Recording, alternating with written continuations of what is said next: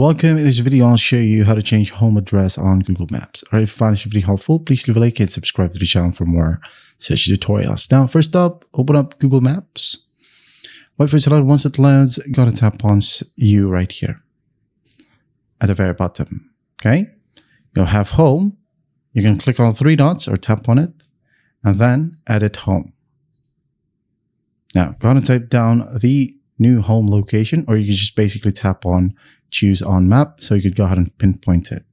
All right, let's say you've added edit home, maybe in Manila, for example, Metro Manila. Tap on Metro Manila right here, and then just basically use this point. Let's say you are from Victoria Street. All right, maybe in this specific area. Now go ahead and tap on save. There you go.